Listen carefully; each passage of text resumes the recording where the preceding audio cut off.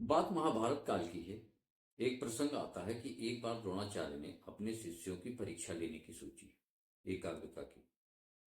उन्होंने सभी शिष्यों को एकत्रित किया और पेड़ पर एक लकड़ी की चिड़िया रख दिया और सभी शिष्य से कहा कि इस पर तुम्हें इसकी आंख पर निशाना लगाना है। सारे शिष्य बारी बारी आते गए और निशाना लगाते गए।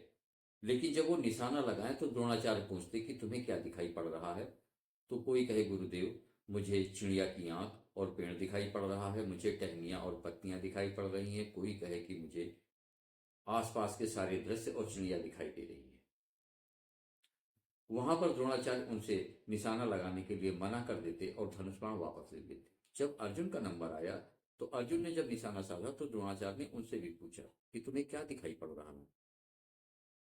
अर्जुन ने कहा, गुरुदेव, मुझे केवल चिड़िया की आंख दिखाई पड़ रही है। द्रोणाचार्य बहुत खुश हुए और उन्होंने अर्जुन को निशाना संधान करने को कहा। तो मित्रों, एकाग्रता का महत्व हमारे ग्रंथों में भी मिलता है, जो सैकड़ों हजारों साल पहले लिखे गए, और उसका महत्व आज भी है। विभागीय परीक्षा हो, कोई भी एग्जाम या कंपटीशन हो, अभिनय का क्षेत्र हो, पब्लिक डीलिंग हो, कोई भी क्षेत्र हो, एक्स वाई जेड, एकाग्रता यानी कंसंट्रेशन का अपना अभूतपूर्व महत्व है। अब सवाल इस बात का है कि हम अपनी एकाग्रता को बढ़ाएं कैसे। पाश्चात्य पद्धति, जो स्मृति विकास की पाश्चात्य पद्धति है, वो तो कहती है कि इसे अपने अंदर पैदा करो। वो भी मानती है, अगर भारतीय स्मृति विकास पद्धति कहती है कि अच्छी स्मृति के आधार कंसंट्रेशन, इमेजिनेशन, ऑब्जर्वेशन और इंटेस्ट है, तो वो पाश्चात्य पद्धति भी मानती है। विदेशों में भी यही माना जाता है। लेकिन उनके पास ऐसा कोई तरीका नहीं है कि इनका विकास किया जा सके। वो कहते हैं कि इसे अपने अंदर आप पैदा करो। जबकि भारतीय स्मृतियों व्यक्तित्व विकास पद्धति कहती है कि आप इस अभ्यास को करो और थोक के भाव लो। जितना मर्जी हो अपना कंसंट्रेशन बढ़ाओ, जितना मर्जी हो इमेजिनेशन और ऑब्जर्वेशन बढ़ाओ, और इंटरेस्ट अगर किसी चीज में नहीं है, किसी विषय में नहीं है या किसी कार्य में नहीं है, और आप चाहते हो उसे जीवन में करना, तो उसमें इंटरेस्ट जगाओ। और जैसा कि मैं पिछले वीडियो में बता चुका हूं कि हमारी आधी सफलता, आधी याददाश्त की पावर केवल और केवल हमारे इंटरेस्ट पर निर्भर है। अगर उस चीज में हमारा इंटरेस्ट है, हमारी रुचि है, तो उसमें ऑटोमेटिक हमारी जिज्ञासा होगी और उसके बारे में ज्यादा जानकारी हमारे पास होगी और वो चीजें हमें याद होगी। मित्रों, मैं राघवेंद्र पांडे आप सभी का आज के इस कार्यक्रम में स्वागत करता हूं, और आप सभी से विनम्र निवेदन है कि कृपया इस चैनल को लाइक करें, सब्सक्राइब करें तथा शेयर करें। खासकर उन लोगों से जो स्टूडेंट हैं या कंपटीशन एग्जाम की तैयारी कर रहे हैं, विभागीय परीक्षा की तैयारी कर रहे हैं, वो लोग अपने मित्रों को जरूर शेयर करें। इसके अलावा आप लोगों से विनम्र निवेदन ये भी है कि कृपया वीडियो को बगैर स्किप किए पूरा देखें, क्योंकि पता नहीं ऐसा कौन सा कीवर्ड बीच में आ जाए जो कि आपके लिए बहुमूल्य साबित हो। और किसी चीज को समझने के लिए उसका बेसिक ज्ञान भी जरूरी है, और इस वीडियो में एक एक शब्द अति महत्वपूर्ण है आपके लिए। इसलिए बगैर स्किप किए पूरा देखिए।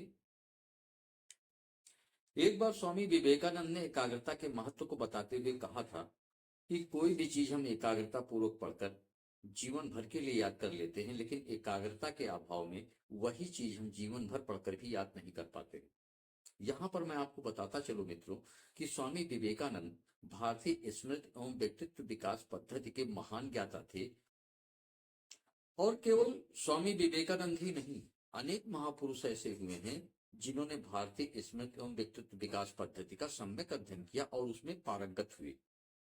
और इसके साथ ही उन्होंने देश ही नहीं विदेशों में भी अपना परचम लहराया। उनके बारे में किताबों में पढ़कर या गूगल पर सर्च करके आप उनके विलक्षण प्रतिभा को पढ़ सकते हैं, सुन सकते हैं। इन महापुरुषों में कुछ एक के मैं यहाँ नाम लूंगा, जैसे रामानुजम, बोधिधर्मन, आचार्य चाणक्य, स्वामी विवेकानंद।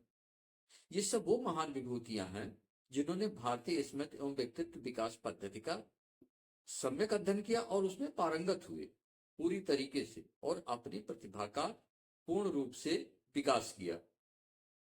आज भी भारतीय स्मृति एवं व्यक्तित्व विकास पद्धति उतनी ही ताकतवर है, उतनी ही प्रभावशाली है। जरूरत है उसका अध्ययन करने की, उसका अभ्यास करने की। अब आप सभी को यहाँ पर छोटी जानकारी मैं भारतीय स्मृति एवं व्यक्तित्व विकास पद्धति के बारे में दे दूं।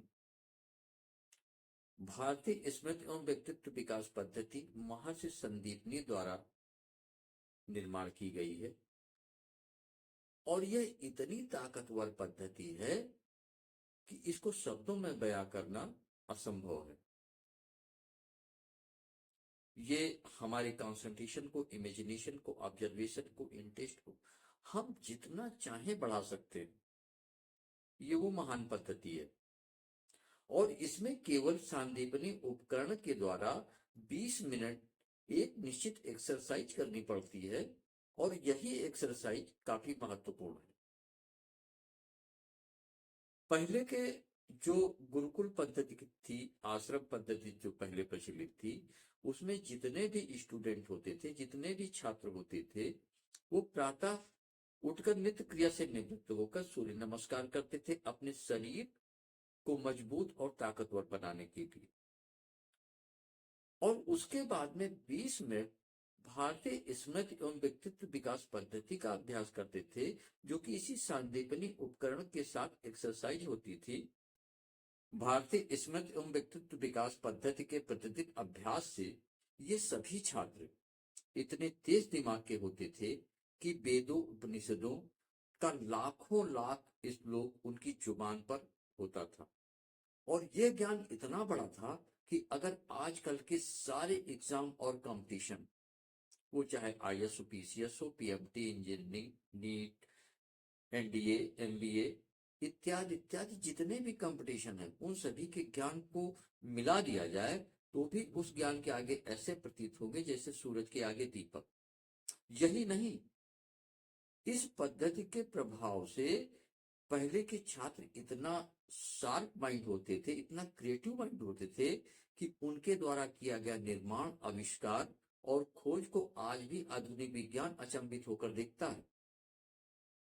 और व्यक्तित्व विकास तो ऐसा ऐसा आकर्षण कि पूरी दुनिया दीवानी हो। इसका उदाहरण स्वामी विवेकानंद के शिकागो भाषण को गूगल पर सर्च कर देखकर पढ़ सकते हैं, समझ सकते हैं। तो यह है भारतीय स्मृति एवं व्यक्तित्व विकास पद्धति की महिमा। सांदीपनी उपकरण के साथ प्रतिदिन 20 मिनट एक्सरसाइज हमारे कंसंट्रेशन, इमेजिनेशन, ऑब्जर्वेशन को तो बढ़ाती है, न्यूरॉन्स की क्षमता को भी मजबूत करती है और मस्तिष्क के अंदर वो केमिकल्स जो मस्तिष्क का विकास करते हैं, सेरोटोनिन, ऑक्सीटोसिन, गाबा इत्यादि जो केमिकल हैं, उनको भी बैलेंस करती है। और यह एक तरीके से अपने आप में संपूर्ण पद्धति है मानसिक क्षमता के विकास के लिए। आइए अब आपको कुछ तरीका ऐसा बताते हैं जिससे आप अपनी कंसंट्रेशन को परख सके, आप देख सके कि आपका माइंड कितना कंसंट्रेट। आप पलथी मार के शांतपूर्वक बैठ जाइए और प्रयास कीजिए कि आपके दिमाग में कोई विचार ना आए और ना आप अपने बदन को इधर उधर हिलाएं। यहां तक कि कोई आवाज हो, मक्खी मच्छर वगैरह भी अगर शरीर पर कहीं बैठे तो भी आपको कोई प्रतिक्रिया नहीं देनी है। आप देखिए कि ऐसे विचार शून्य मस्तिष्क की स्थिति आप कितनी देर बैठ पाते। इसके अलावा दूसरा जो अपने कंसंट्रेशन को परखने का तरीका है, आप अपने कमरे के कोने में जाकर जहां दोनों तरफ दीवारें मिलती हैं, अपना एक पैर जमीन पे रख के एक पैर ऊपर उठा लीजिए बगैर कोई सहारा लिए। कोने में इसलिए कहा क्योंकि दीवार दोनों तरफ होगी तो अगर लड़खड़ाएं तो सहारा ले सकते।